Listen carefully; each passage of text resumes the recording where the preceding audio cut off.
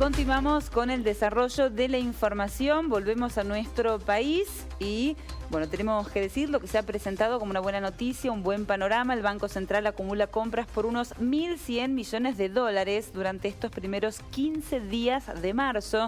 Se trata del monto más elevado desde diciembre de 2019. Bueno, ¿qué impacto tiene en las reservas? ¿Qué impacto tendrá en el precio del dólar? En la economía doméstica, en el pago de la deuda externa. ¿Cuáles son los próximos pasos a seguir por parte del ministro Guzmán, que lo estamos viendo en imágenes? Bueno, de todo eso vamos a hablar con un especialista y le damos la bienvenida a Carlos Burgueño, quien es periodista, máster en Economía y Sociología. Ya lo estamos viendo. Muy buenas tardes, Carlos. ¿Cómo le va?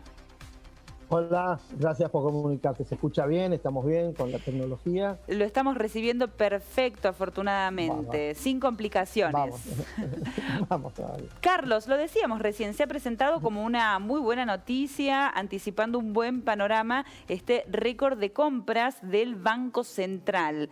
Bueno, para pasarlo en limpio, para llevarlo a un lenguaje entendible por todos, para que la gente sepa qué impacto tiene esto, la gente en sus casas que nos está viendo, ¿cómo podemos descifrar esto que se dio a conocer hace algunas horas nada más? Bueno, a ver, esto es de hoy, ¿eh? Hoy se superaron los 1.000 millones de dólares en compras del Central. Hasta el viernes se acumulaban 946 millones de dólares. Hoy compró 150 millones de dólares, con lo cual, por primera vez, vos bien lo decías, desde el 2019, el Banco Central puede mostrar un resultado en una quincena y en todo el mes. O sea, va a ser superior ahora seguro a los 1.000 millones de dólares, un monto semejante de compra, no de venta, sino de compra de divisas. ¿Esto qué implica? ¿Qué significa? Bueno, varias lecturas. La primera, contar qué está pasando.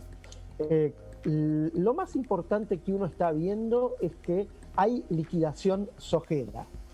Tanto productores como exportadores de soja, fundamentalmente de soja, esta es la época donde más liquidaciones debe haber por una cuestión temporal, evidentemente compraron el mensaje del gobierno, del Banco Central y del Ministerio de Economía, es decir, bueno, acá no va a haber una devaluación. No esperen una mejora del tipo de cambio real vía devaluación, porque no la va a haber. No la va a haber porque no queremos, y además no la va a haber porque tenemos las herramientas y los instrumentos para salir a defender el tipo de cambio. Así que el primer mensaje, entendido, comprendido, entre comillas, comprado por los exportadores es, bueno, el tipo de cambio no va a mejorar.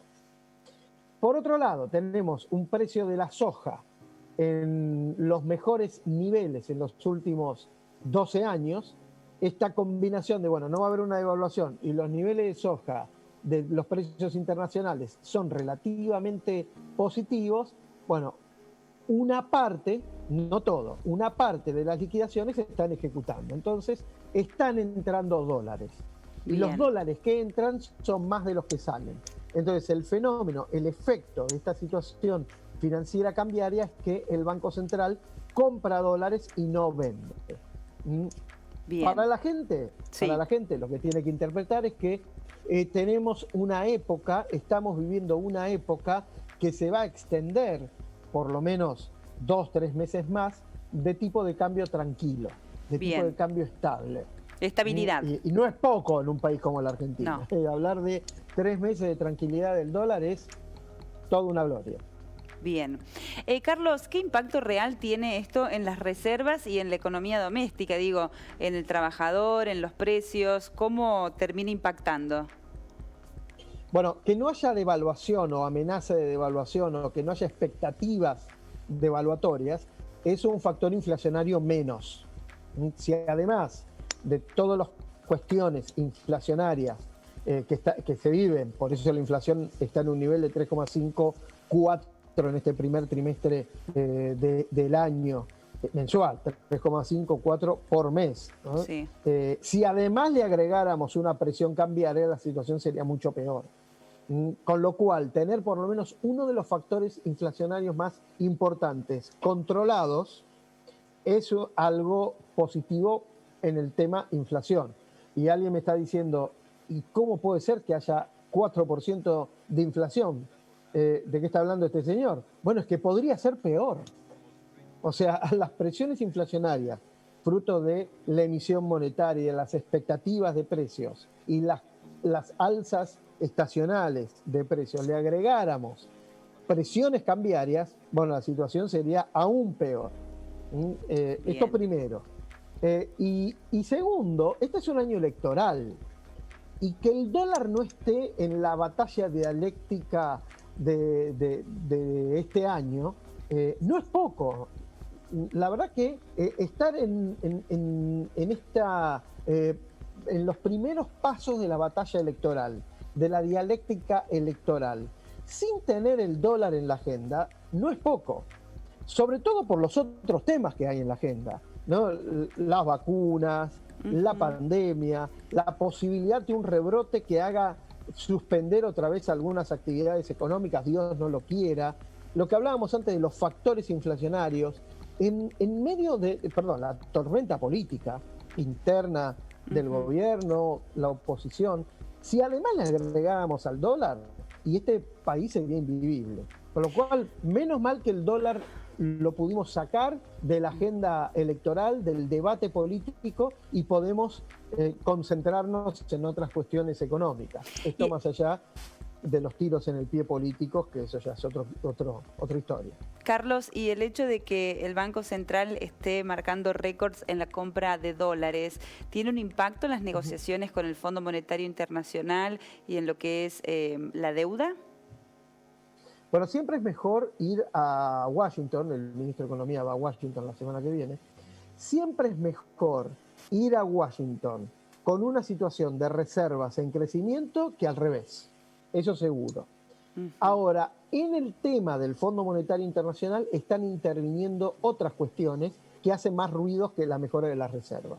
Como por ejemplo esta intención del gobierno de avanzar en un juicio contra lo que hizo el gobierno anterior, obviamente no va a ayudar a llegar a un acuerdo.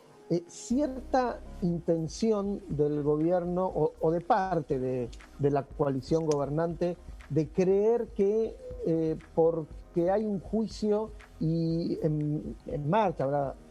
Después dependerá de lo que diga la justicia, pero creer que porque acá hay un juicio o cuestionamientos a la manera en que se le dio el stand-by a Mauricio Macri, esto va a hacer que el Fondo Monetario flexibilice su posición y nos va a dar un plan de pagos a 20 años en lugar de 10, es una fantasía. Y ir con ese discurso a Washington hace más ruido que mejorar las reservas. Bien, todo un Ahora, dato. otra vez, lo mismo que decíamos antes, si además tuviéramos reservas para atrás, la situación sería aún peor, ¿no? Entonces, con bastante criterio, lo que va a buscar Martín Guzmán desde la semana que viene en Washington ante el Fondo Monetario es que el acuerdo o las negociaciones en serio pueda el país patearla para después de las elecciones de octubre. Porque el fondo va a pedir ajuste, va a pedir reducir el déficit fiscal, va a pedir medidas que este gobierno, y más en época electoral, no está en condiciones ni tiene ganas de aplicar. Bien, y además genera cuestiones internas dentro de la coalición gobernante que no están resueltas, como por ejemplo, ¿cuánto van a subir las tarifas? ¿Cuánto van a reducir los subsidios a las tarifas? Bueno, el gobierno no resolvió esa interna y eso es un capítulo que el Fondo Monetario va a pedir resuelto. Entonces, la clave de lo que se viene ahora con el fondo es qué tan flexible va a estar el Fondo Monetario para poder trasladar un eventual acuerdo en facilidades extendidas para después de octubre. Bueno, el presidente Alberto Fernández en su última aparición pública fue bien concreto en el mensaje que dio. No estamos dispuestos a ajustar a los argentinos para negociar con el Fondo Monetario Internacional todas estas cuestiones políticas y lo que decía recién, el anuncio de una denuncia penal contra el gobierno que tomó esta deuda millonaria. Bueno, es el costado político que termina impactando en las negociaciones. ¿Cómo podemos definir la agenda que se viene? Guzmán viaja a Washington para avanzar con las negociaciones y en clave de economía. ¿Qué otras cuestiones hay que estar observando en los próximos días, Carlos? Bueno, a ver, Guzmán viaja a Washington no para acelerar, sino para organizar. Por esto que decíamos, ¿no? El gobierno no puede cerrar un acuerdo con el fondo antes de las elecciones, probablemente quede para después de octubre, lo cual no quiere decir que no haya diálogo. Esto por un lado. Después Martín Guzmán sigue su viaje y va a ir a Europa. Y ahí el tema es el Club de París. Hay que convencer a los países integrantes del Club de París, fundamentalmente dos, Alemania y Francia, que tomen la misma posición que el Fondo Monetario. Flexibilizar los pedidos, la posibilidad de un acuerdo a después de octubre. Ahí el problema es que hay un vencimiento de 2.500 millones de dólares en mayo. El mismo acuerdo da la posibilidad de una prórroga de 60 días más, con lo cual sería julio. Pero igual julio está antes de octubre. Claro. Y la Argentina la verdad que no puede entrar en default ni con el Club de París ni con el Fondo Monetario. Entonces, lo importante de Guzmán en este viaje es negociar con el fondo, pero además negociar esta prórroga con el Club de París, que se puede dar. Hablando bien, la gente se entiende, hay que ir con humildad, hay que explicar la situación económica de la Argentina, hay que entender que estamos en pandemia, el mundo tiene que entender que estamos en pandemia y no se pueden pedir ajustes en épocas normales muy fuertes, menos en pandemia, ¿no? Todo esto le va a dar, si sale bien, todo esto le va a dar al gobierno tiempo para resolver estas cuestiones fundamentales, que es el Fondo Monetario y el Club de París, tiempo para poder armar una agenda económica de campaña en vistas a las elecciones. Se supone, si la pandemia no empeora, ojalá que no suceda eso, que este va a ser un año de crecimiento económico, que este va a ser un año donde la economía de piso puede crecer 5,5, como dice el presupuesto, e incluso hay quien está hablando entre los privados de la posibilidad de crecer un 7. Esta va a ser una recuperación importante.